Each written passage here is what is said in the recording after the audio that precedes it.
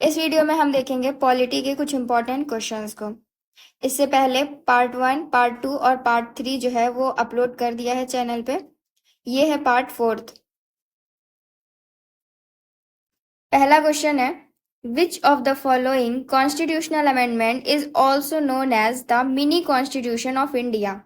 कौन से constituent amendment को मिनी कॉन्स्टिट्यूशन भी कहा गया है? मिनी कॉन्स्टिट्यूशन एक्चुअली इसलिए कहा गया है क्योंकि इतने ज़्यादा अमेंडमेंट कर दिए गए थे, तो ऐसा लग रहा था एक छोटा सा कॉन्स्टिट्यूशन ही तैयार कर दिया। तो ऑप्शंस हैं seventh amendment act, 42nd amendment act, 44th amendment act या फिर 73rd amendment act.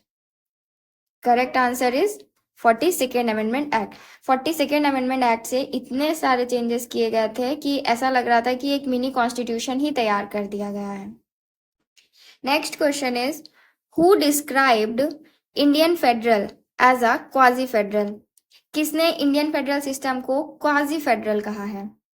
Option KC Wheare, Morris Jones, Granville Austin या फिर Ivor Jennings. The correct answer is KC Wheare. Next question is, who described Indian federalism as a federation with a centralising tendency. Option KC Wheare, Morris Jones, Granville Austin या फिर Ivor Jennings. The correct answer is Ivor Jennings. Ivor Jennings ने कहा था कि जो Indian federalism है वो federation with a centralising tendency है, यानी यहाँ पे सेंट्रल को ज्यादा पावर्स दे दी गई हैं। Next question is, which one of the following best describes the parliament form of government. Option principle of cooperation and coordination between the legislative and the executive organs. B कह रहा है कि doctrine of separation of powers between two organs. C written constitution, D rigid constitution. इसमें से कौन सा option है जो पार्लियामेंट फॉर्म ऑफ गवर्नमेंट को डिफाइन कर रहा है? क्या पार्लियामेंट फॉर्म मतलब रिटन कॉन्स्टिट्यूशन है इसलिए पार्लियामेंट फॉर्म ऑफ गवर्नमेंट है, या फिर रिजिड कॉन्स्टिट्यूशन है इसलिए? Doctrine of separation of power between two organ, यानी जो एग्जीक्यूटिव और लेजिस्लेटिव है वो दोनों अलग अलग हैं इसलिए पार्लियामेंट फॉर्म ऑफ गवर्नमेंट होता है, या फिर option C principle of cooperation and coordination between the legislative and executive organ. ये है करेक्ट आंसर। क्या होता है कि पार्लियामेंट फॉर्म ऑफ गवर्नमेंट में जो लेजिस्लेटिव और जो एग्जीक्यूटिव होते हैं वो कोऑपरेट होके काम करते हैं, कोऑर्डिनेट होके काम करते हैं ताकि प्रॉपर फंक्शनिंग हो सके। Next question is, who described Indian federalism as bargaining federalism. किसने इंडियन फेडरलिज्म को बार्गेनिंग फेडरलिज्म कहा है? केसी Wheare, Morris Jones, Granville Austin या फिर Ivor Jennings. The correct answer is B Morris Jones. देखो, इंडियन फेडरलिज्म को अलग अलग लोगों ने अलग अलग तरीके से डिफाइन किया हुआ है, तो किसने क्या कहा है ये याद रखना थोड़ा इम्पोर्टेंट है, क्योंकि यूपीपीसीएस में तो फैक्चुअल क्वेश्चंस भी आ जाते हैं, तो पूछा जा सकता है आपसे कि किसने क्या कहा है। अगेन आपके सामने है सेम टाइप का question, who described Indian federalism as cooperative federalism. Indian federalism को कोऑपरेटिव फेडरलिज्म किसने कहा है? केसी Wheare, Morris Jones, Granville Austin या फिर Ivor Jenning. The correct answer is Granville Austin. Next question, which of the following pairs is not correctly matched. इसमें से कौन सा करेक्टली मैच्ड नहीं है? वेरी इंपॉर्टेंट क्वेश्चन, क्योंकि यूपीपीसीएस 2020 में ऑलरेडी पूछा जा चुका है। पहला है inter state council, article 263। Finance commission, article 280। C administrative tribunal, article 323A। D कह रहा है union public service commission, article 316। तो इसका करेक्ट आंसर होगा union public service commission is in article 315। Next question is, which of the following is not another name for the parliament system. आपके पास कुछ options हैं, इनमें से कौन सा पार्लियामेंट सिस्टम का नाम नहीं है। Option Westminster, responsible government, cabinet government या फिर American system. Correct answer is American system.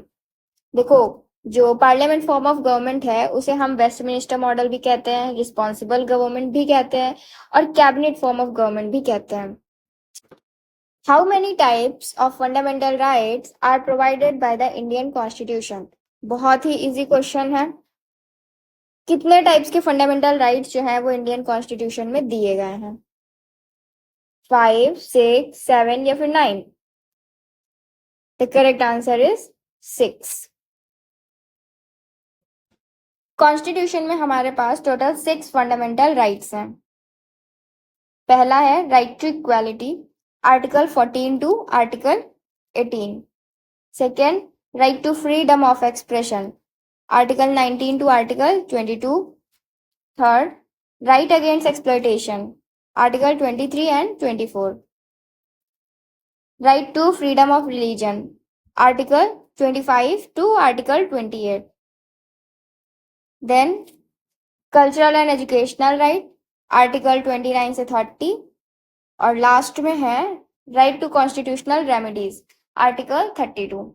तो ये है हमारे पास 6 fundamental right: right to equality, right to freedom, right against exploitation, right to freedom of religion, cultural and educational right, right to constitutional remedies.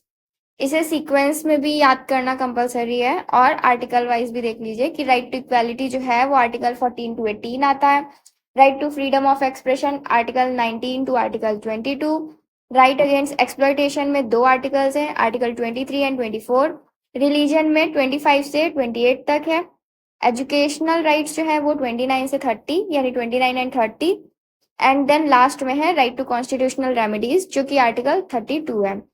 Article 32 को constitution का soul भी कहा है doctor B R Ambedkar ji ने। Next question is which of the following is not a feature of the fundamental right? इसमें से fundamental right का कौन सा फीचर नहीं है? Option A, it promote the idea of political democracy. Fundamental rights जो हैं क्या पॉलिटिकल डेमोक्रेसी के आइडिया को प्रमोट करते हैं? B, it is justiciable in nature. C, fundamental rights are not absolute in nature. Or D, all fundamental rights can be suspended during national emergency. तो इसका correct answer होगा D, all fundamental rights can be suspended during national emergency. Next question is, according to Dr. B.R. Ambedkar, which of the following part of the Indian Constitution is a novel feature of the Indian constitution? Doctor B R Ambedkar ji ने Indian constitution के किस part को novel feature कहा है? Option preamble, fundamental rights, DPSP या फिर fundamental duties. The correct answer is C, DPSP. Which of the following is not a feature of DPSP? इनमें से कौन सा डीपीएसपी का फीचर नहीं है? ए, it promotes the idea of social and economic democracy.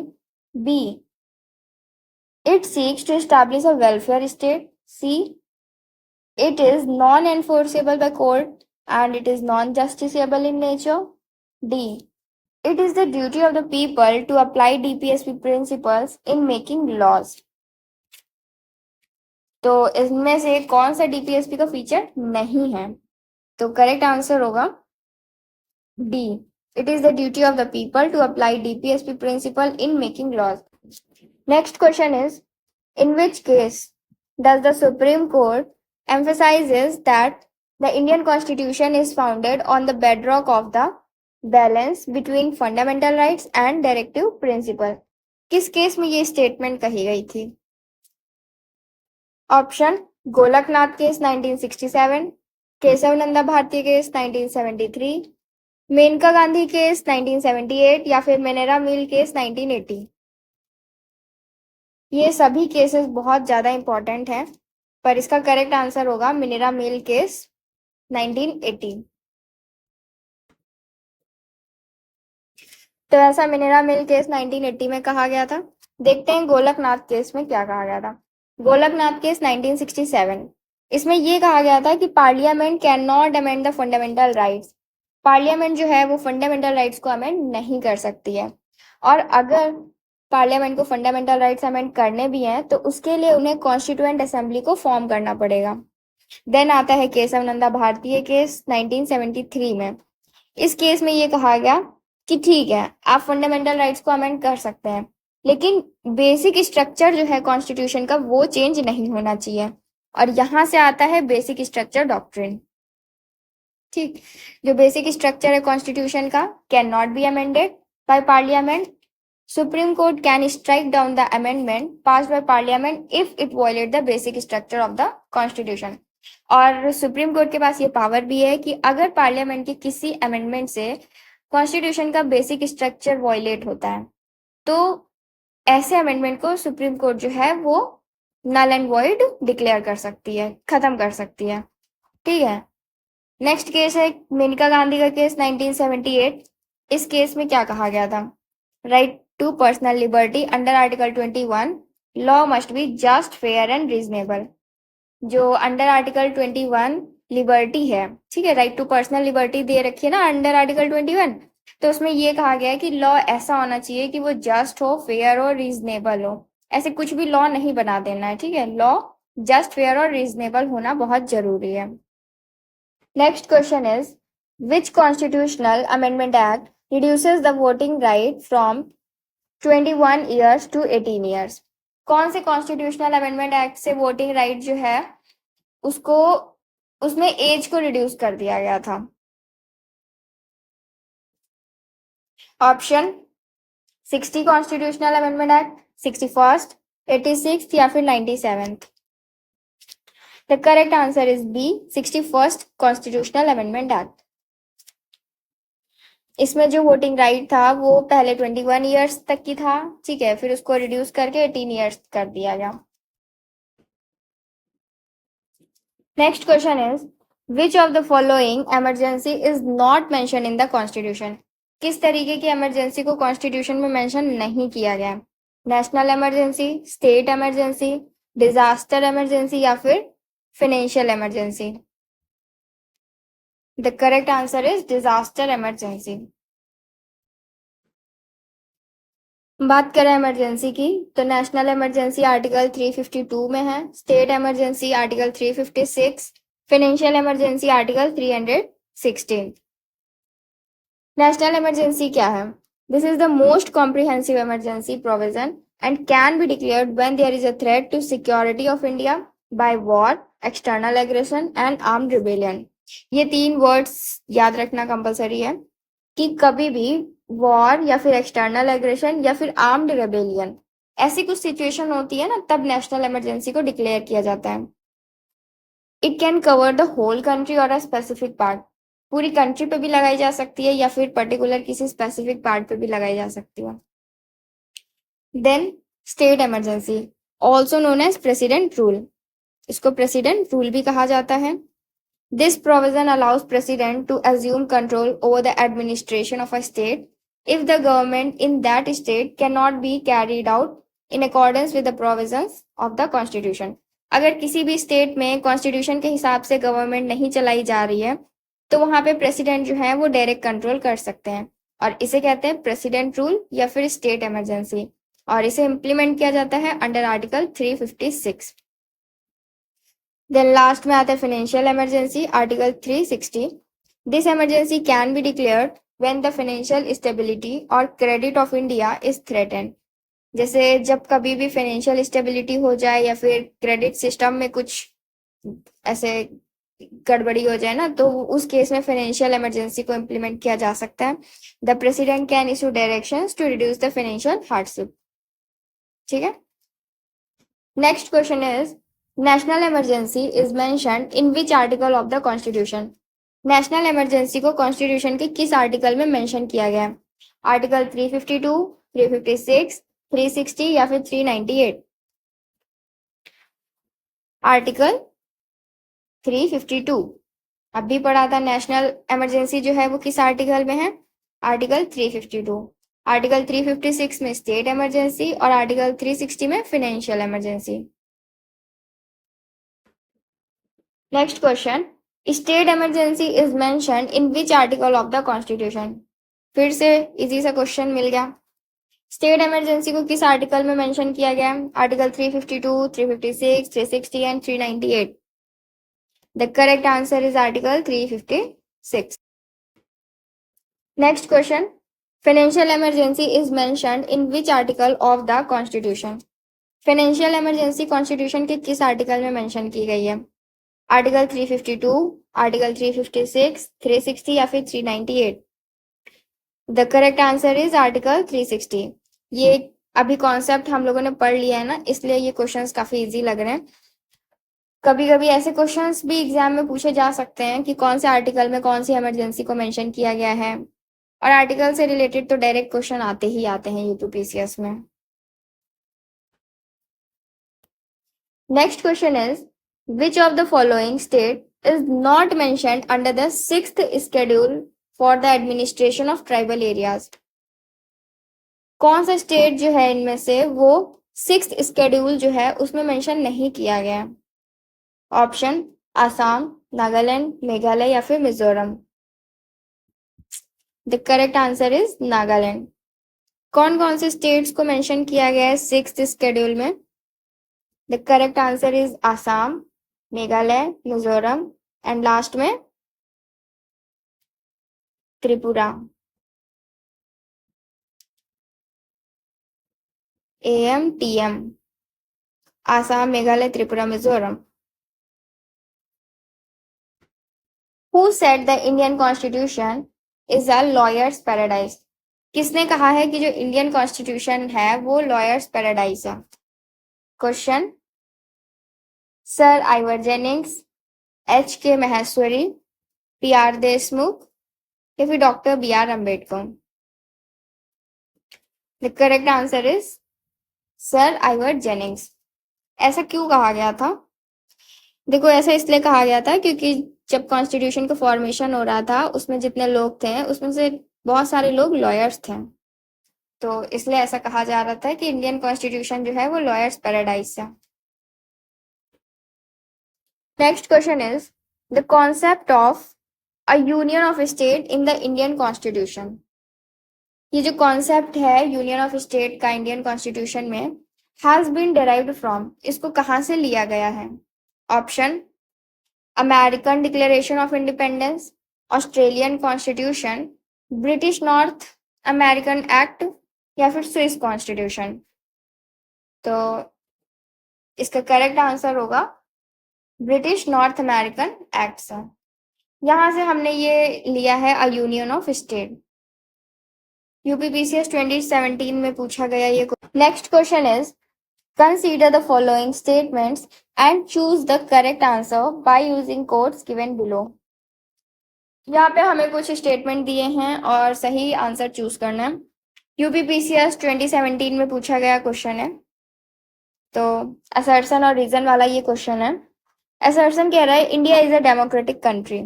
Reason, India has a constitution of its own. तो India एक democratic country है क्योंकि इंडिया के पास खुद का कॉन्स्टिट्यूशन है। देखो, स्टेटमेंट दोनों सही है कि इंडिया एक डेमोक्रेटिक कंट्री है और इंडिया के पास खुद का कॉन्स्टिट्यूशन है, लेकिन क्या ये इसका रीजन है? तो इसका आंसर होगा both A and R true but R is not the correct explanation of A। अगला क्वेश्चन है study the following statements and select the correct answer from the code given below. UPPCS 2015 में पूछा गया ये question है, assertion और reason वाला। assertion, India has a written constitution. Reason, the growth of strong regional parties is an indicator of regional aspirations. तो उसका correct answer होगा both A and R true but R is not a correct explanation of A. Which region of the country conferred special status under Article 371J of the Constitution of India? UPPCS 2020 में पूछा गया ये question है।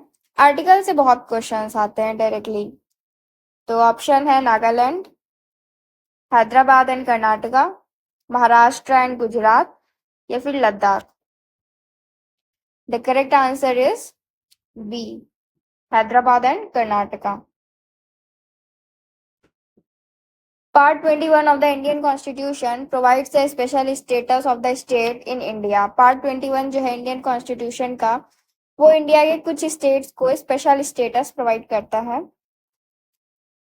Article 371 की अगर हम बात करें तो देखो, article 371 Maharashtra and Gujarat, 371 A में नागालैंड है, B Assam, C Manipur, D से E Andhra and Telangana, 371 F Sikkim, 371 G Mizoram, H Arunachal Pradesh, I Goa and J is for Karnataka. Next question is which of the following is not correctly matched. इसमें से कौन सा करेक्टली मैच्ड नहीं है? यूपीपीसीएस 2020 में पूछा गया ये question. A fundamental duties part 4 A, states part 6, attorney general of India part 13, services under union and state part 14। तो इसका करेक्ट आंसर होगा attorney general of India part 13। ये है आपका गलत आंसर, ये सही है, मतलब इसमें से कौन सा करेक्टली मैच नहीं है, ये वाला। ओरिजिनली हमारे कॉन्स्टिट्यूशन में 22 पार्ट्स थे और 395 आर्टिकल्स थे, लेकिन बाद में 3 पार्ट्स को और ऐड किया गया, तो अभी प्रेजेंट टाइम में हमारे पास 25 पार्ट्स हैं टोटल। ठीक है, तो कुछ इंपॉर्टेंट पार्ट्स देखते हैं। Part 1 union and its territories, article 1 to 4। Part 2 citizenship है, article 4 to 11। Part 3 fundamental rights है, article 12 to 45। It's not 45, it's 35। Then part 4 directive principles of state policy, article 36 to 51। Part 4 थे fundamental duties, article 51A। Part 5 union, article 52 से article 51। Part 6 है the state, article 152 से article 237। Part 7 जो है वो repealed है। ये ध्यान में रखना है कि जो हमारा कॉन्स्टिट्यूशन है उसका पार्ट 7 क्या है, रिपील्ड है। Then part 8 the union territories, article 239 से 242। पार्ट 9 पंचायत है, 243 से 243O। Part 9A the municipalities, 243P to 243ZG। Part 9B जो है वो कोऑपरेटिव सोसाइटीज से रिलेटेड है, 243ZH से लेके 243Z2 तक। देन पार्ट 22 की अगर बात करें तो वो short title and date of commencement जो है वो कहाँ से, 393 से लेके 395।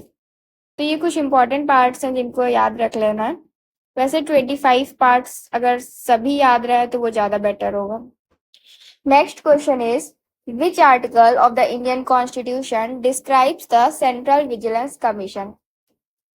कॉन्स्टिट्यूशन का कौन सा आर्टिकल जो है वो सेंट्रल विजिलेंस कमीशन को डिस्क्राइब करता है? ये भी यूपीपीसीएस 2020 का क्वेश्चन है। ऑप्शन आर्टिकल 268, 280, 276 या फिर none of the above. The correct answer is none of the above, क्योंकि सेंट्रल विजिलेंस कमीशन जो है is not a constitutional body. तो जब वो कॉन्स्टिट्यूशनल बॉडी नहीं है तो फिर वो कॉन्स्टिट्यूशन में कहाँ से होगी? Central vigilance commission is not a constitutional body. Article 268 जो है वो किससे रिलेटेड था? Duties levied by union collected by states. Article 280 is related to finance commission. Article 276 is related to tax. Next question is which one of the following is correctly matched. UPPCS 2008 में पूछा गया था ये question. इसमें से कौन सा correctly matched है?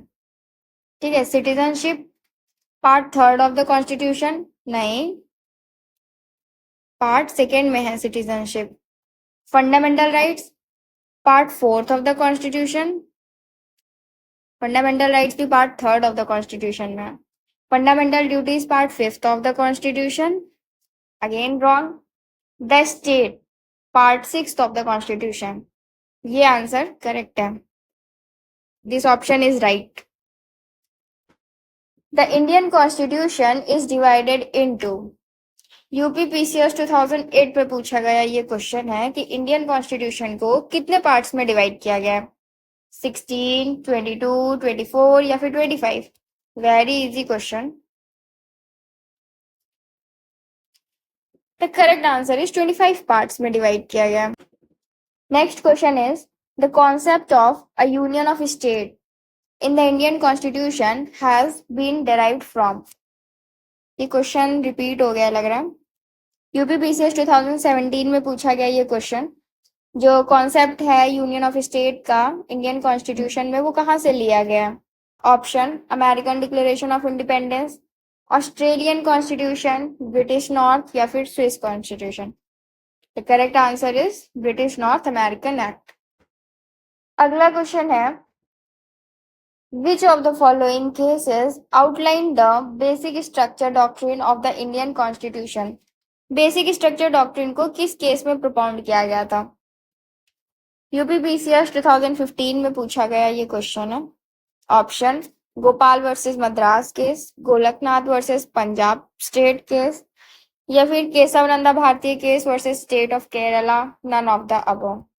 The correct answer is C, Kesavananda Bharati versus state Kerala. Next question is who said India is a quasi federal state. किसने कहा है कि इंडिया जो है वो क्वाजी फेडरल स्टेट है? यूपीपीसीएस 2019 में पूछा गया ये question. Option Lord ब्रेसे, Ivoire Jennings, HJ. Six, KC Wheare. The correct answer is KC Wheare. Why India is quasi federal? India quasi federal क्यों है? Because of the following two reason. दो reasons हैं जिसकी वजह से इंडिया को quasi federal कहा जाता है। पहला ये है कि Indian states are not sovereign. जो इंडिया के जो स्टेट्स हैं वो सॉवरेन नहीं है। सॉवरेन इन द सेंस कि कभी भी कोई स्टेट चाहे कि मुझे तो कंट्री से अलग होना है तो मैं तो अलग हो रहा हूँ, तो ऐसा वो नहीं कर सकते हैं। And territories of the state can be altered by the union government. और जो स्टेट है उसकी बाउंड्रीज, उसका नाम जो है वो यूनियन गवर्नमेंट के द्वारा ऑल्टर किया जा सकता है। सेकेंड रीजन ये है कि जो रेजिडरी पावर्स हैं वो सेंटर के पास में है। Financially states are dependent on the centre. देखा जाए तो फाइनेंशियली जो स्टेट है वो सेंटर पे डिपेंडेंट है। ठीक है, इसलिए इसको कहा जाता है कि ये क्वाजी फेडरल इन नेचर है। Next question is given below are two statements, one is labelled as assertion and the other as reason. Assertion और रीजन वाले क्वेश्चंस भी बहुत पूछे जाते हैं। Assertion Indian federalism is called quasi federal. Indian federalism को quasi federal कहा जाता है। Reason India has an independent judiciary with power of judicial review. क्योंकि इंडिया में इंडिपेंडेंट जुडिशरी है और उसके पास जुडिशियल रिव्यू की पावर है। तो इसका सही आंसर होगा B, both A and R true but R is not the correct explanation of A. Which among the following provision part of the constitution is not correctly matched? इसमें से कौन सा करेक्टली मैच्ड नहीं है? UPPCS 2023 में पूछा गया ये question. Official language part 17, union territories part 8, schedule and tribal areas part 10 और ट्रिब्यूनल पार्ट 11। तो इसका करेक्ट आंसर होगा ट्रिब्यूनल पार्ट 11। ट्रिब्यूनल जो है वो पार्ट 11 में नहीं है, वो है आपका पार्ट 14 ए में। दो तरीके के ट्रिब्यूनल होते हैं, एक होता है ट्रिब्यूनल फॉर एडमिनिस्ट्रेटिव पर्पस और दूसरा होता है tribunal for other purpose. Administrative वाला आर्टिकल 323 ए में है और अदर पर्पस वाला 323 बी में है। Next question is which schedule was added by the 52nd amendment act 1985। 52nd amendment act 1985 से कौन से शेड्यूल को ऐड किया गया? 8th, 9th, 10th या फिर 11th? The correct answer is 10th।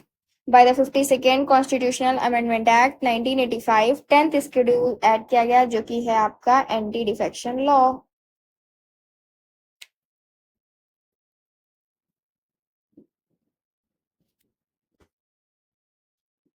इस वीडियो का लास्ट क्वेश्चन है given below are two statements, One is labeled as assertion and the other as reason.